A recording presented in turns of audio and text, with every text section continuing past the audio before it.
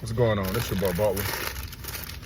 It's the best day of my life. Tomorrow's not promised. Go on, do your little dance while they still playing your song. Hey man, I just came across, if you ever got one of these Bibles right here, it say free on the inside.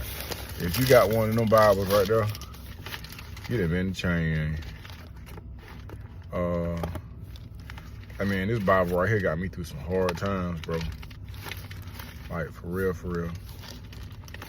And I took this Bible to church with me. And they was like, you want another Bible? I think I'm gonna keep this one, man. I mean, I'm gonna get one, cause I need to have one. But bro, this Bible right here, man, this Bible done seen some things, man. I done went through hell and hot water, like literally with this Bible, man. So, man, shouts out to God. Big up to God. So this video is about, man, the Book of Clarence. So I'd had the opportunity to see the Book of Clarence. Bro, I loved it. I loved it. I hear a lot of people talking about it's blasphemous and all this stuff, man. First of all, let me say this. I am a fan of James Samuel from I think he did Jay-Z video, the one where they was in jail. I think it's called like Legacy or something. Legacy. So then he also did The Harder They Fall. The Harder They Fall, bro, reminds me of an Outkast CD. Because every time I look at it, I get something different out of it, bro. There's so many hidden gems. And then it's just the audacity of his artistry. The audacity of it. Because he, like, in bold print, bro, he's an artist. Bro said he is magical, bro. Like, and I'm biased because I'm a fan. I'm biased because I'm a fan of his work. But I don't see how I could watch Harder They Fall, bro, 5 times in a row, man. I could just put that thing on repeat, man. And what I like about him is that he went back to like one of these guys is my favorite. He's one of my favorites. That's Lakeith Stanfield and RJ, is it Kyler? I don't want to mispronounce the brother's name. I'll say RJ. But, so, Lakeith, I'm a fan of him, like, on his movies. He's got, like, his persona. I want to say that his original personality or his natural personality kind of comes out in his characters, because as Darius on Atlanta is like one of my best shows, one of my favorite shows, bro. So I was biased going into the movie from the get-go. But what I do want to say is that when RJ and Lakeith get on screen together, bro, it's magical. It's magical. They're just like, they complement each other in a way in which it's like, it's undeniable and it's unmatchable. Cause you go back to The Harder They Fall a couple of months ago, bro. Like, I was looking at The Harder They Fall and I was like, this shit got like hip hop quotas in it. My man RJ say when they was going through the mountains and they was robbing the Crimson Tide or whatever it was, one of the things that he said, man, that stuck out with me. He was like, man, cause I'm lightning with the blam lambs. I was like, this nigga got quotables, bro. So I'm a fan. And then the way him and Cherokee Bill just kind of meshed and that whole back and forth. And then Lakeith, bro, he was just Lakeith, man, from the train scene to just his whole attitude up until the point where he was like, man, I hate when it was like, take a long time to count, or who wants to be the hero. They actually used that same line in the Book of Clarence. Okay, so I've talked about why I'm a fan of all of these brothers. But So the Book of Clarence, man, I thought it was dope because it allowed me to see black people in the Bible. Similar to my book, because I got a book called Shouting, and every character from my book comes from the Bible. Like, I got Joseph, but I call him Little Joe. Mary, I call him Mary Jane. I got Sin, I got Seduction, I got Money Mark. Money Mark talk real fast, and he's real short because Mark is one of the shortest the books in the Bible. Of the four whatchamacallits. Mark is the shortest one, so I had the character talking real fast or whatnot. So I can relate to it, to that. I think that's why it's like one of probably my favorite movie for the year, to say the least. But it's only January. It's like the second week in January. But it allowed me to see black people in a different light because we were the origin, bro. And although it took place in those days, man, it was symbolic to who we are now. I'm talking about take the Bible out of it. No, let's not take the Bible out of it. Let's first of all, Keith and CJ, I mean, what's his name? RJ, my bad, RJ.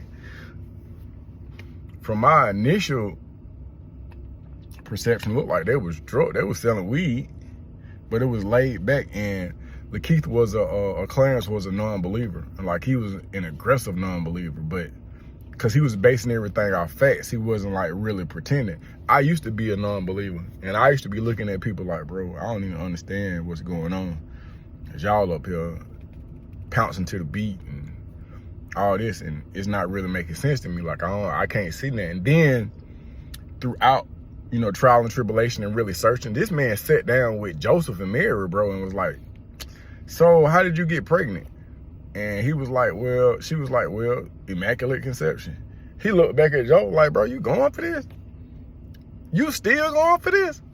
And he was like, Clarence was just trying to find out what tricks Jesus had. You know what I mean? But everybody was sticking to the script. Jesus was real. Jesus was black. Without giving away the movie, bro, Clarence was made to be a true believer. And once he was a true believer, bro, he was one of God's strongest soldiers, in my personal opinion. You know what I mean? And I think that's true, bro. Like, you catch a non-believer, and once they start seeing the light, bro, you can't shake that person, boy, because they have been a dummy. So it ain't hard for a used to be dummy to show other existing dummies where the light is at, bro, or how they got to the light. It's just like, I understand that if I done broke my leg before and you done broke your leg and I've healed over mine, when your leg is broke, bro, I can help you. You'll relate better to me because I already know what you're going through. I already know what your mindset is. So, within that,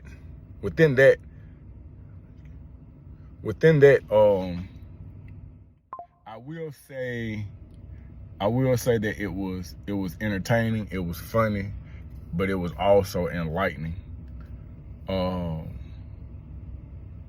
And one more thing, without doing a giveaway. I mean, I don't want to give the movie away, but there's a character who is white, but in the movie, he looked black because he's so dirty. And his hands I'm like, he's begging for change and he's begging for food. And then some kind of way, he is blessed by Jesus. When he is blessed by Jesus, Jesus give him money.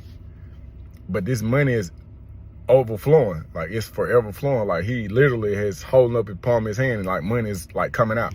So when the money is coming out, then he's able to bless other people. So one of the first things that he does is he goes to get cleaned up. When they go to clean him up, he's actually as white as snow. So from a comedic aspect, everybody in the village now is just like, oh, he's so pure and white. So I was just like, this dude just woke up at the end of the movie and now he looked like what we perceive to be Jesus, the white Jesus. So when they get to where they're going at the end of the movie and they're all on the crosses, because you've got, I want to say 12 crosses. I could be wrong. I'm not a, I'm not preaching and I'm not trying to give you no word. What I'm saying is, in my mind, I figured it was 12 crosses. Clarence is on the cross and the white guy's on the cross. And there's a guy who's painting a picture. And when he's painting that picture, he's painting the picture of white Jesus. And in my mind, he is the reason why we have a ill-informed perception of the shade of Jesus. But I'm not trying to tell you Jesus is black, Jesus is white. If you a Mexican, then he Mexican. If you white, then he white. If he black, then he black. Whatever. If that's how you feel, then that's what's going on. But what I'm saying is that the way that they depicted that whole situation, man, it was refreshing, bro. It was refreshing, man. I didn't get anything demonic out of it. It is a movie that I need to go back and see, though. Just like The Harder They Fall, bro, because I know I'm going to get something else out of it, bro. And I was mad, not because I felt like it's supposed to have been a Netflix movie, but I was like, you got to let them folks eat. But they eat on Netflix. But in my mind, I wanted it to be on Netflix because I wanted to watch it again and again. I want to keep watching it so I can just like break it down. Then I can go to the word and then compare it. But as soon as it comes readily available to the public, man, then I'll chop that thing down. But I love the movie, man. I wish it was on Netflix.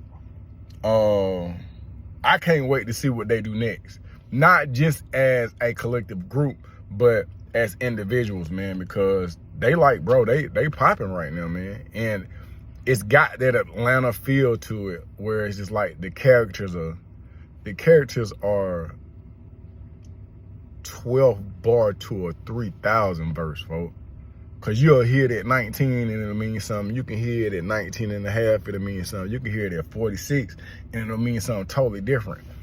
That degree of artistry never dies. It keeps growing, it keeps evolving, it keeps producing, man. Whatever they make, bro, I'm going to see it. I'm gonna see. I gotta go see what's going on, man. So, in my personal opinion, man, the Book of Clarence, bro, one of the best films ever made. Period. I still wish it was on Netflix so I can put that thing on rewind, though. Like, subscribe, share, comment, folks. Let me hear what you got to say.